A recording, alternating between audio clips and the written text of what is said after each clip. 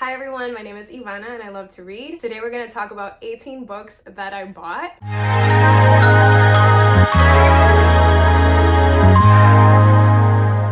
I am normally extremely buying averse when it comes to books. I tend to only buy nonfiction, but I don't know what happened to me. I feel like a switch has been turned on in my brain and all of a sudden I want to buy books. Most of these books luckily are used, and if they're not, they're from indie bookstores. So I'm still trying to be better about my money. So usually I'm very open to buying nonfiction, but when it comes to fiction, I tend to not buy it. But all that has changed.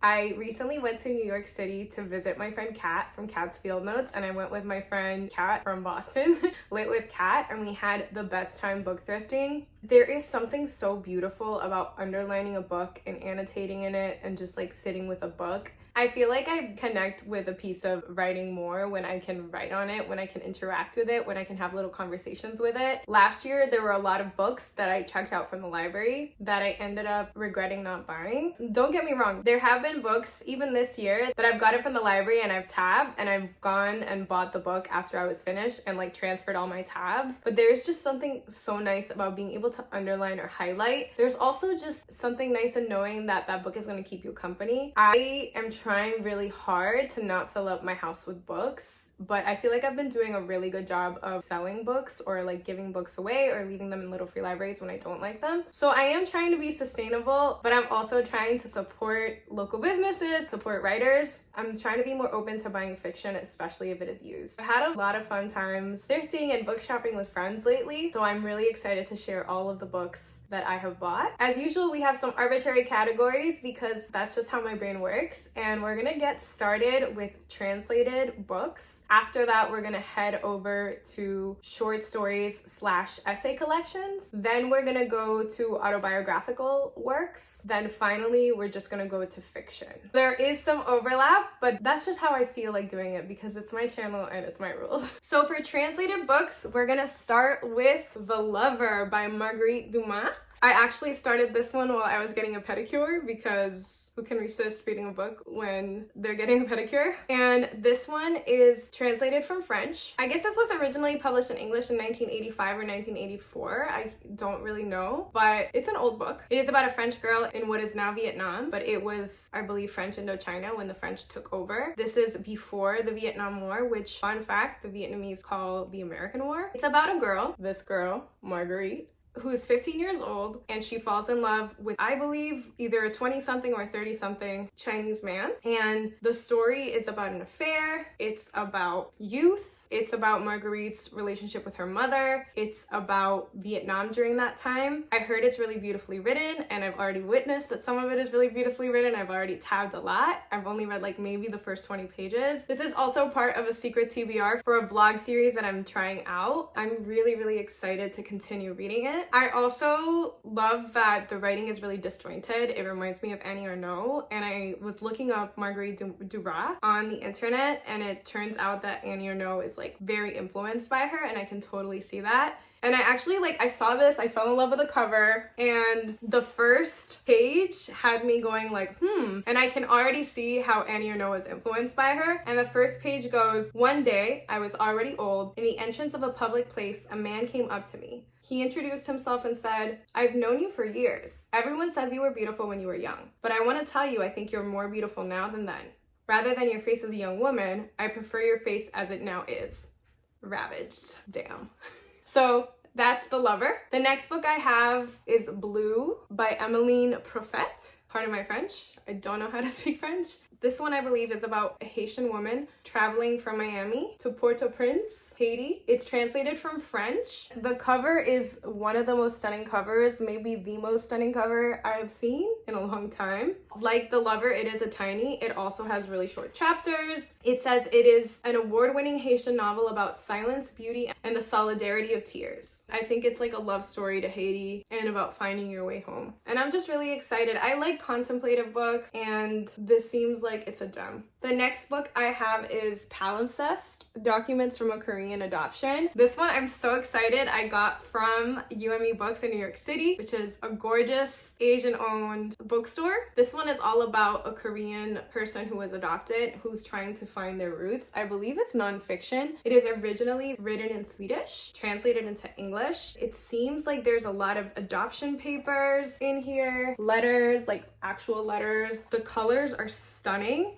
I first heard about this book from Andreabeatrizarango. I actually checked to see if my library had it, and they don't. Once I'm done, I want to ask my library to purchase it because I feel like this seems like a really worthwhile book. I feel like I'm so interested in international adoptions and like transracial adoptions as well. Ever since I read Mika in real life, this just seems like a really poignant graphic novel or illustrated nonfiction book. The next book was kindly gifted to me by Levi and Querido, in addition to other books, but I think I want to showcase this one.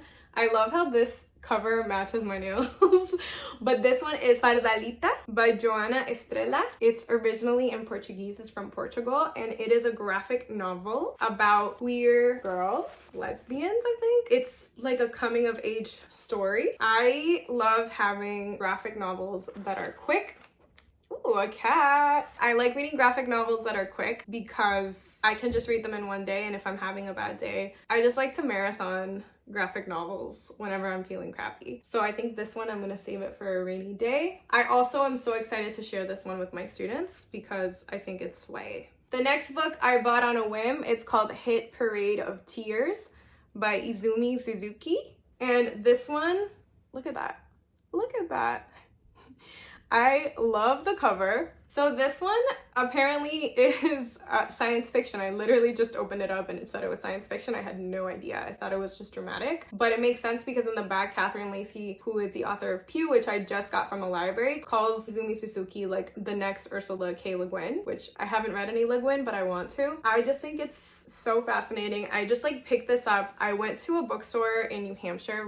My friend Emma and I randomly went to New Hampshire, and we were really surprised. There were a ton of books that we'd never heard of, and this was one of them. I think this one was just translated. It was translated from Japanese. Oh shoot, it's a collection of short stories, but I put it in this in this section, and I think it's about women.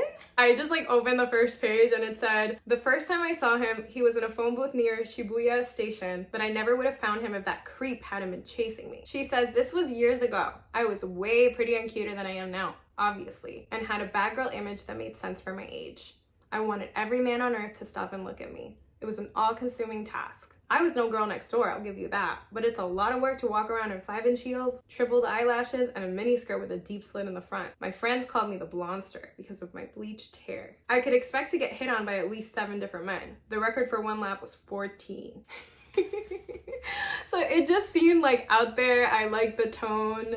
I feel like I like dark books. I like books that are creepy and books that have a little bit of oomph to them, but I can't quite put my finger on what I like because growing up I liked paranormal, and I think I like horror, but not always. So I think I'm gonna give this a try because this is science fiction. And apparently it's campy, has dark humor, and it has kitchen sink realism, which I like that. I'm gonna use that.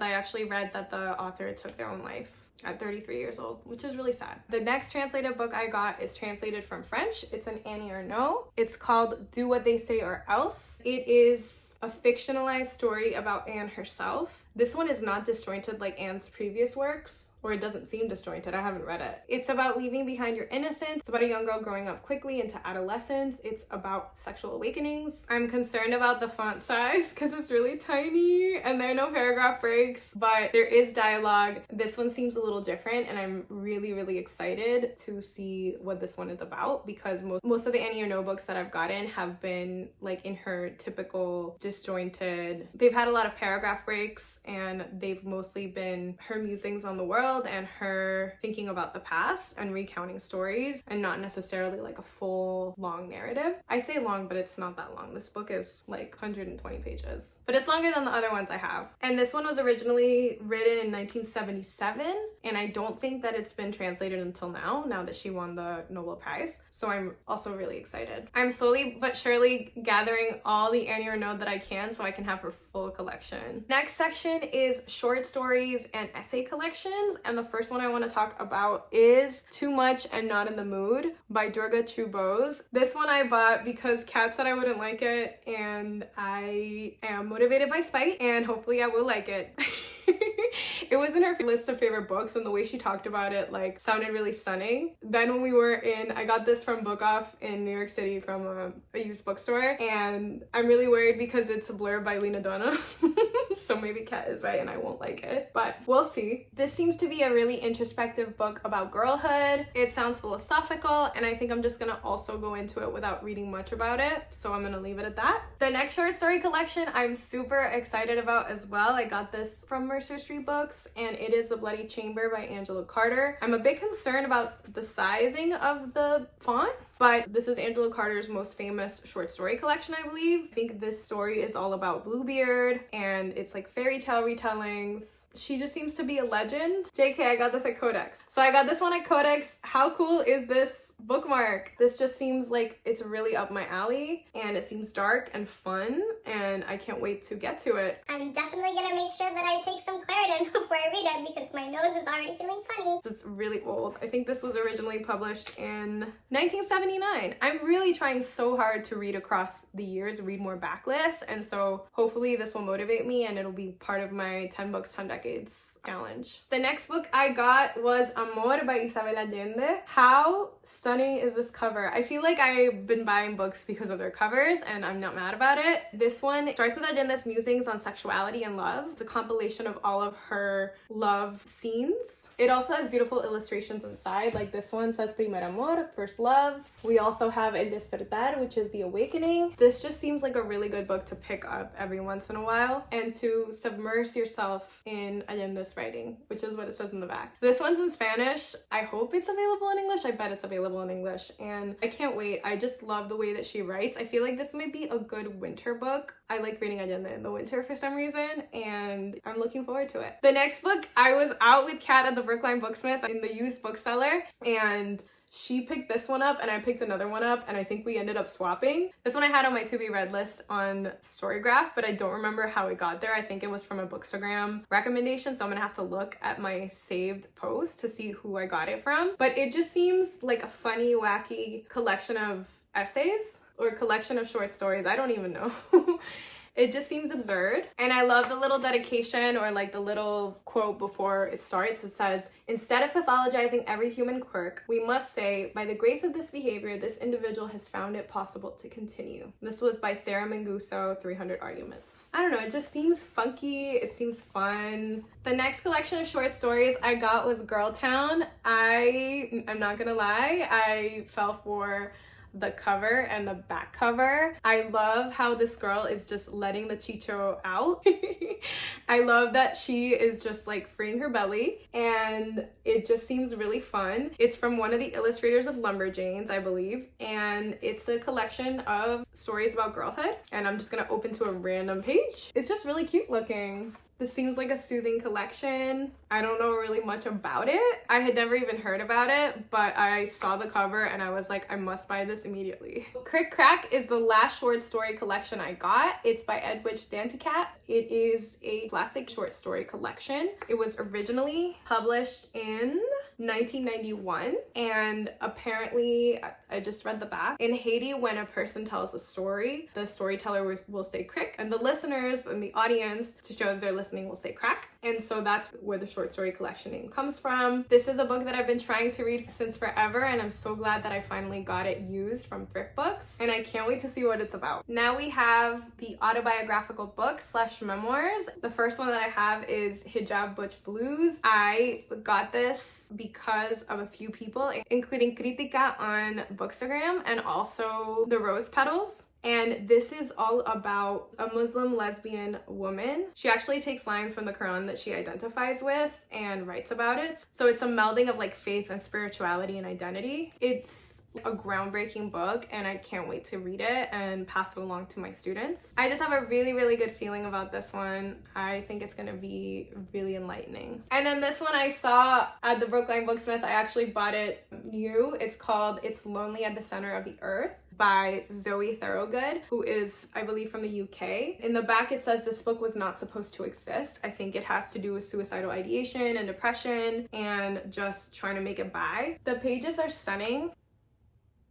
It looks like a really relatable book if you've ever like suffered from mental health issues, and it seems like, even though it's very real, I hope it's hopeful at the end. And it is like a meta-narrative book, so there's a part in it where you like write your name. I had never heard of this. I don't even think I've looked up reviews. I just am so intrigued by the concept. I can't wait to read it. So the next section that we have is fiction. The first fiction book that I'm going to talk about is Lucy by Jamaica Kincaid. Look at that gorgeous cover. I checked this book out from the library and it has a different cover. It's kind of like a zoomed in version of this. The book that I got from the library is Filthy. This book was originally published, I believe, in the 90s, in 1990. This book probably has been in the Boston Public Library since 1990, and so it's kind of falling apart. But the actual book that I got from the library is covered in annotations and underlines, and the underlines that I saw really intrigued me. I was like, I really think I need to buy this book because I love coming of age stories. I haven't even told you what the book is about, so let's back up. This book is about Lucy, who is a girl from the West Indies. She's, I believe, 16 years old, and she moves to New York City to become an au pair. And you get to see her observations in life, her growing up, her culture shock, her conflicting emotions about being homesick and going back home. She knows she can't go back home for whatever reason. And I just think that Jamaica Kincaid's writing is beautiful and lyrical without trying too hard. And I think that that is what I always seek in books. I never want to feel like the author is like struggling to make us feel things. I just think her simplicity is so beautiful. I am on page 20 something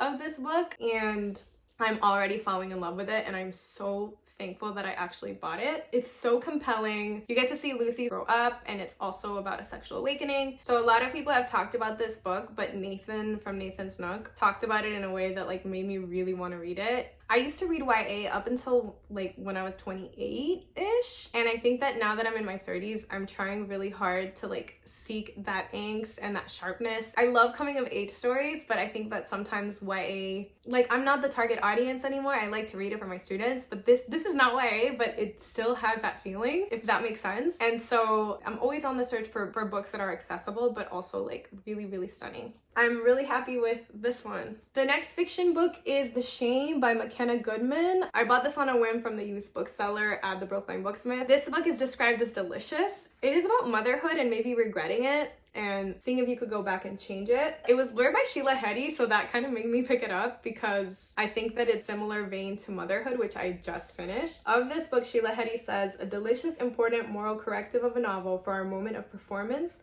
obsessive witnessing, and self-doubt, written in gripping and beautiful prose. McKenna Goodman draws a dark and suspenseful tale out of the feelings of envy women have for one another. Fanned in this moment of high capitalism, a shame many of us know and feel that reading this novel somehow helps disperse. And this just sounds really up my alley. It's also really short, and the fact that it's suspenseful also makes me want to pick it up. I feel like maybe this is a read in one sitting book as well. The next book I got, I've been looking for forever. It is Salvage the Bones by Jessamine Ward. It's about a hurricane. I feel like this was inspired by Katrina in New Orleans, but this one is set in Mississippi. I feel like I'm really sensitive to weather stuff, especially hurricanes and tsunamis and rain. It might be because I grew up in Puerto Rico and like I have two other siblings, and out of everyone in my family, I was the one who would freak out the most during hurricanes. I still remember when I was 8 and Hurricane George was like on top of Puerto Rico, and my dad was like, if the windows break, run to the bathroom. There's no windows in the bathroom. And I don't know, I feel like I also had a phobia of being in the car